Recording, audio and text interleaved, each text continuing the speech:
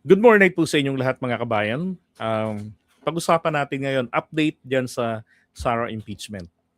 Okay? Now, ayon po rito sa eto kina Abines, dito kay Attorney Respicio, 'di ba? Na tsaka sa iba pang mga DDS, no, yung kanilang Oplan Pana. Alam niyo yung Oplan Pana? Oplan Pananakot. Oh. Na sinasabi nila kaya sa Cebu na meron daw silang grupo na pagdating ng 2028 ay iikot sila sa taong bayan at sisiraan yung mga kongresista ng Cebu na pipirma sa impeachment. No, ganun daw ang gagawin nila. No, kaysa paparusahan ng taong bayan ang mga pipirma sa impeachment. Isang pagtataksil kay Sara ang gagawin ng mga kongresista na pagpirma. Alam niyo, para masabi po nating pagtataksil, kinakailangan po yun mayroong panunumpang naganap.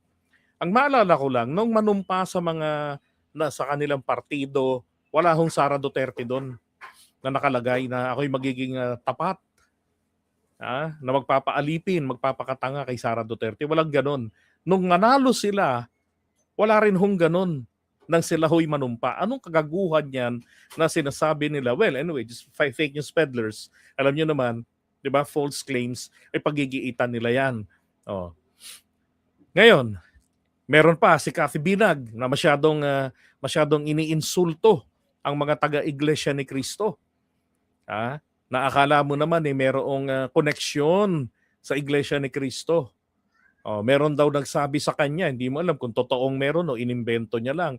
And take note, she is a born-again Christian. Ay mukhang burn again, B-U-R-N, again and always na Kristiyano to eh.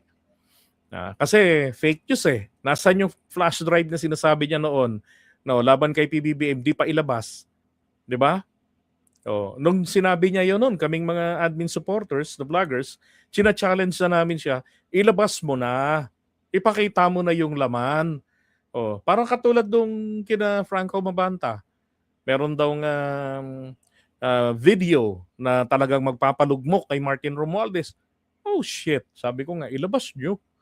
That's exciting, pampaganda ng content. Diba? Sabi ni Cathy Binag, yung mga kongresista raw na pipirma sa impeachment ni Sara, dami yan, 180 yan mo. Baka umabot pang 200. No? For life daw ang ban. Hindi na raw susuportahan ng INC. Tapos, pati raw yung mga anak-anak ng mga ito, parang hanggang ilang degree yun, hindi na raw susuportahan. Paano kung meron ka anak yan na miyembro ng INC, titiwalag? Di ba? Dapat ang INC, may problema rin eh. Dapat ang INC, sinusuplan nyo yan kung hindi totoo. Kasi kung paulit-ulit na naririnig yan, ang mga kasinungalingan, nagiging tama na yan sa paniniwala ng mga nakakapakinig. Lalo na kung kabalahibo nila. Di ba? So, isa pa, yari ho yung mga kongresistang DDS na makikipag-bakbakan para ipagtanggol si Sara this coming Monday. May 11 na po yan, ang sponsorship. Ngayon, ang sabi ho rito sa report ng Rappler na ayaw ng mga Duterte dahil nire-reveal ang katotohanan at dati nagalit tayo rito, tinawag natin Rappler. Ganun talaga kapag ka naging DDS ka. Galit ka sa mainstream media, galit ka sa mga investigative journalism. Tawag mo ron ay NPA. Diba? Now, sabi rito, more than required, so higit pa daw po sa kailangan which is 106 lamang na boto ng mga kongresista. No? Ang sabi, meron na daw pong 180 na mga mambabata sa Kamara ang boboto ng pabor sa Sara impeachment. Sabi, we have already, at the very least, 180 votes. Sure na yan. So we're looking at probably more than that. Sabi ni si Alonto Adjong, who is also the BARM regional head and the House largest bloc, it's possible that 200 votes might be secured. Hindi ako nagtataka dyan. And again, ako nga challenge ko sila, mga kongresista. Kung ang sinasabi nila, no, na itong mga kongresista na pumirma ng impeachment noong February 2025 ay may kapalit, may bayad, yung mga gano'n na mga chika, 'di ba? May pinangakong proyekto, mga ganyan. Kaya sila pumirma. Alam niyo kung hindi po totoo 'yan, kako, na kayo ay bayad o lahat kayo ay talagang may offer sa inyong kapalit, no? Linisin nyo. Ito na yung pagkakataon. Ito na yung pagkakataon na malinis ang pangalan nyo. Kasi wala ngayon kayong wala silang ngayon mga control sa budget eh. I mean, wala silang mga insertion. 'Di ba? Kasi talagang bantay sarado, tinutukang maigi. Mahigpit talaga ngayon, 'di ba? At ang pera, hindi naman po pwede yung budget parang nasa bulsa lang binubunot, hindi naman ganun. 'Di ba? Pagka pinasa yung national budget, ang proseso ron, itinatakda na kung alin-alin yung pagkakagastusan. At doon nga naging mahigpit ngayon, mabuti naman. 'Di ba? Kaya ako, mas lalong dapat kayong pumirma at panindigan nyo. Hindi ako bayad doon. Katulad ngayon, lalong walang mai-offer na kapalit. Pipirma ako. Dapat base sa ebidensya. Hindi yung ibabase lamang dahil galit kay Duterte, 'di ba? Kalaban. Hindi ganoon. Dapat ang inyong pagpirma ay naaayon sa pinapakita ng mga ebidensya. Kaya nga ni-require ng Korte Suprema na magkaroon ng kopya ang lahat ng mga mambabatas. Kailangan nilang siguraduhin na nabasa nila, naintindihan nila. Kung hindi nila naintindihan, malaking problema nila. Pero ang importante ron, may certification yan eh. Merong nakalagay roon na pinipirmahan nila na naintindihan ko, nabasa ko yung mga attachments, yung ebidensya. So ngayon, eto, 180 yan mga kababayan. Kahit hindi na madagdagan yan, sibak na si Sara dyan. Diba? At saka, sabi ko nga ho palagi sa inyo yung mga kongresista, walang problema yan sa Iglesia ni Cristo kung hindi sila i-endorso. Walang problema yan. Kasi sa iisang distrito, ilan yung mga simbahan doon nila? Ilan doon yung mga miyembro? Pero yung ibang mga dumadalo doon, hindi naman doon sa distritong yun nakatira. Mga tagalabas ng distritong yan.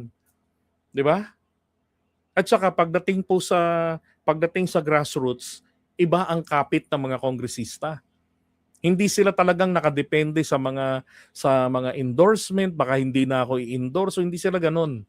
Hindi katulad ng mga senador. Kaya ngayon, sila yung mga pinagtatakot naman. Bakit sila naman ang mga pinagtatakot? Panakot na naman din. Kawawa naman ang samahan ng Iglesia ni Cristo. Ginagawang panakot. Ganun din. Hindi na raw makakatanggap ng suporta sa Iglesia ni Cristo. Ilan din po yun? 2 million votes po ang kanilang ibinibigay na boto. Marami rin yun. 'Di ba? Ano yan block voting yan. Pero hindi takot itong mga kongresista natin. Binabaliwala lang yung pananakot na yan. And again, hindi rin tayo sigurado kung yan ay totoo. 'Di ba? Sabi in a separate interview, NUP Chairperson Deputy Speaker Ronnie Puno also provided the same number. Alam niyo naman naging stand ni Puno. Ayaw niyang pumirma. Gusto nga niya itigil na lamang yung impeachment na yan kasi maraming problema ang bayan natin unahin. Yan argumento ng ng INC. 'Di ba? Which is tama naman. Kaya lang mali. Bakit? Kasi pwede gawin yung problema, harapin ng impeachment ang pagpapanagot dahil yan ay constitutional mandate. At yung question na yan na maraming problema ang bayan, blah blah blah, Churvalo, yan po yung naging question na it's been resolved noon pong 1986 nung dinadraft itong ating 1987 Constitution. And they figured out pwedeng pagsabayin ang mga pagharap sa problema ng bansa. And after all, hindi naman nawawala ang problema ng bayan natin eh. Palaging mayroong ganyan, yung iba nga nagre-recycle lang paulit-ulit, 'di ba? Oh. Pero yung pagpapanagot, hindi ito pwedeng ipagpaliban. Nasayaan nyo na matapos yung termino. O kaya naman ano, kapag ano na lang, kapag dito natalo, doon yun na lang yung kasuhan. Hindi po pwedeng ganoon. Kaya nga may pre-provide na impeachment process sa Constitution nang sa ganon. Ang sino mang impeachable official, ibig sabihin po kaya impeachable official, ay hinihingi ng Constitution natin na ikaw damuho ka, ingatan mo ang pangalan mo, na huwag kang masasangkot man lamang sa mga impeachable offenses. Dahil napakalaki ng tungkulin na ginagampanan mo sa bayan. Kaya hindi ka dapat nadadali sa ganyan. Umiwas ka. Kung may mga binabatog akusasyon na tutumbok sa impeachable offenses, linawin mo agad, magsalita ka. Yun ho ang ibig sabihin kung bakit merong impeachable offenses. At kung bakit merong impeachable officials. O bakit etong mga taong ito ginawang impeachable officials? Kasi napakabigat ng kanilang mandato. Diba? Now, eto nga yung etong proseso na ito, ang purpose niyan, para kung sakaling yung taong impeachable official, merong kinasangkutan na ganyan at may matibay na ebidensya, dapat pababain na yan. Hindi na kailangan patagalin pa yan. Yun po yung idea o rationale ng impeachment. Oh. Tapos, litisin sa Senado. Diba? Pagkatapos ngayon yan, kung matatanggal sa pwesto, then dalhin sa hukuman ang kaso. Ganun. Diba? Sabi pa nito ni Ronnie Puno, sasangayon lang daw siya. Basta may bagong ebidensya. Yung AMLAC. Oh. Ako palagay ko ho, yung AMLAC. Yung AMLAC, yun pa lang, sabog na si Sara doon. I can let go Madriaga, yung pagbabanta kina PBBM, yung confidential threat. Diba yung mga ganon, yung pwede ma-let go mo yun eh. Pero yung unexplained wealth, yun ang malaking problema.